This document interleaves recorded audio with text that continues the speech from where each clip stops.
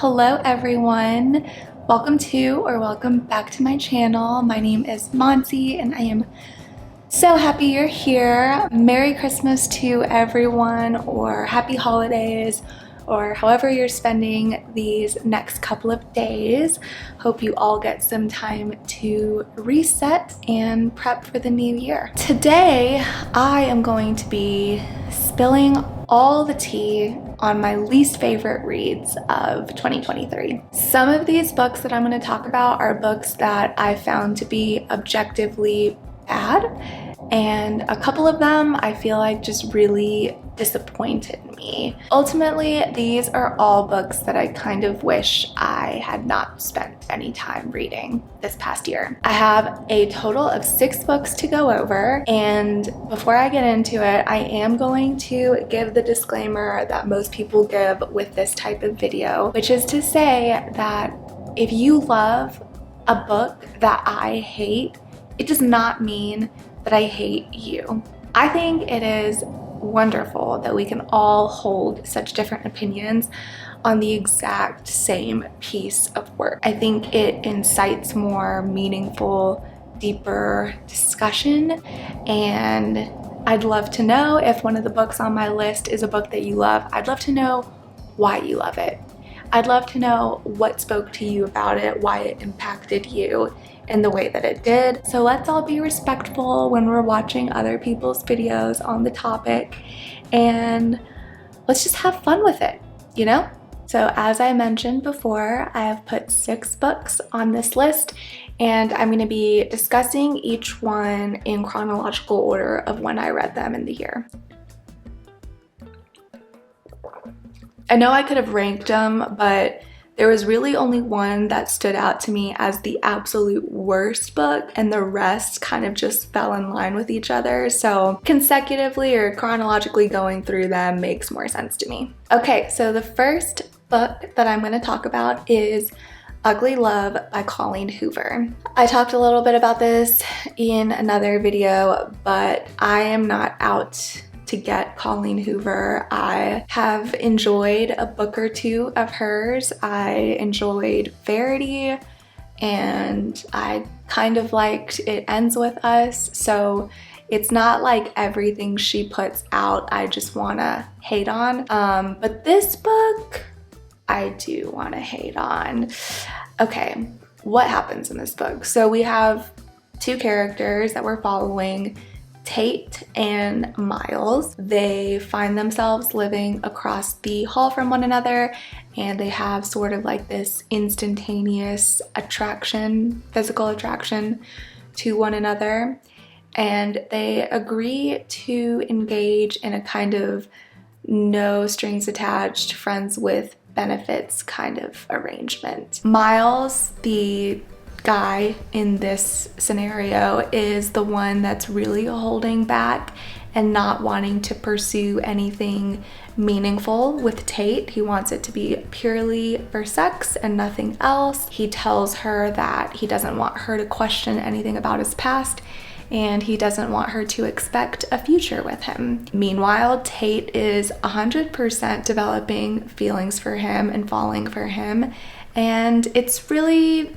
a tale as old as time. A tale as old as time. If you yourself haven't been in this kind of situation, you for sure know someone who has been, which makes this to be a really relatable kind of setup for a story. So I was into that.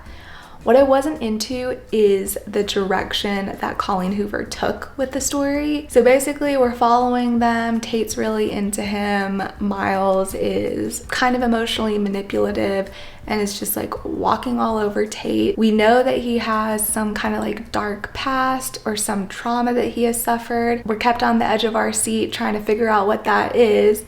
And Tate is just hanging on for dear life, you know, trying to be the one that fixes Miles. And in the book, she succeeds and they end up together. That's not really a spoiler, that's how these books go. What I really didn't like about this book is the message that it is conveying to the very young, impressionable readers that read Colleen Hoover books, which is primarily made up of teenage girls. Colleen Hoover outsold the Bible last year. She has a massive audience, so her message is getting across to the masses. I feel like what she's saying with this story is, if you are the tape in this relationship and you are getting walked all over by someone else, that you need to just power through, and that you do have the ability to save that person and to fix that person, and that eventually they will come around, and you just need to deal with all of the toxic BS and you'll get your happily ever after.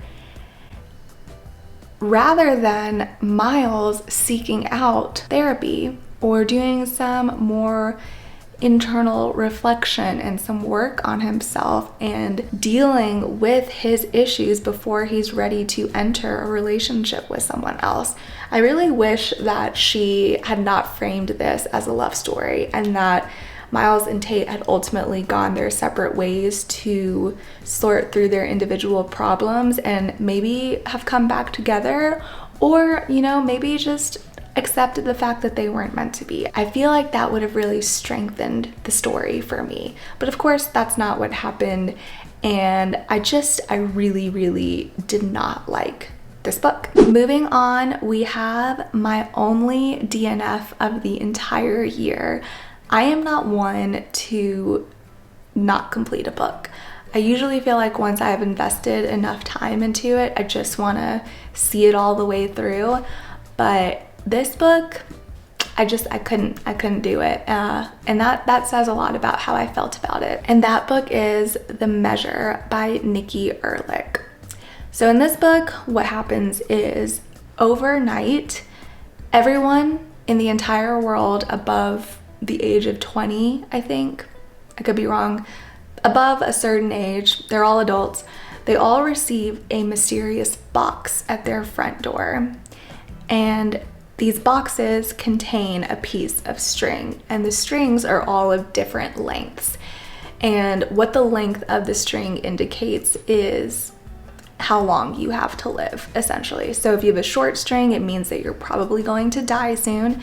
And if you have a long string, it means that you have many years left in your life. And so we're following a wide cast of characters and how they deal with their different string lengths and how they're treated in society based off of the length of their strings. Super compelling premise, right? Like, I was very intrigued by the story when I read the synopsis, and I understood what the author was trying to do with paralleling social injustices in our own world, where people are treated differently based off of things that are completely out of their control, like the color of their skin or who they choose to love, or in the case of the book, how long their strings are. But I just felt like she was really heavy-handed with it, and there was a lot of telling versus showing throughout the whole book. I also couldn't connect with any of the characters. I felt like there were just too many to get really in depth with any one of them and to feel emotionally invested in them.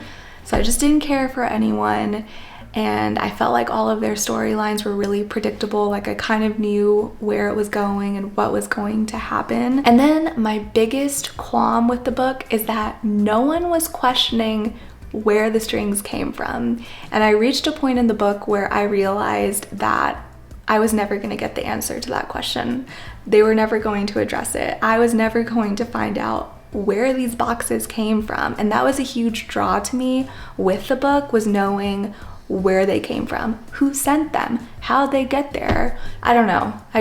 I wanted to know. And I read reviews to see if you ever do find out in the book, since I didn't finish reading it. And you don't. And I didn't love that. So this book was not it for me. Even though I didn't finish reading it, it's still gonna make it to the list because the first half of it was bad enough for me to not even want to continue on. All right, the next book is another one with a very compelling premise, and that book is Recursion by Blake Crouch. This, I feel like, is going to be a bit of an unpopular opinion, but I do feel like it belongs on this list. So in this world, there are people who are afflicted with a condition called false memory syndrome. And what that is where you have these vivid recollections of a life that you've never lived. So for example, someone could have a really strong memory of having a child that doesn't exist in their present reality. And because these memories are so vibrant and so realistic in the minds of these people, you know, if you felt like you once had a child, if you don't actually have one, it feels like this big loss, right? That is kind of the jumping off point for the rest of the book. I don't want to say much else because I don't want to give anything away. What I will say is that the first third to half of the book was so captivating. I was totally gripped by the story and really, really in love with it. And then the second half just really, really let me down. I would much rather a book start off really slow for me and then pick up at the end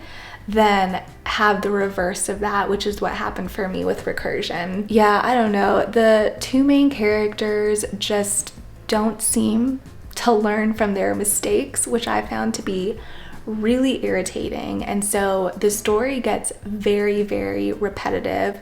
There are multiple timelines and it just gets really hard to keep track of all of them. And I didn't love the ending.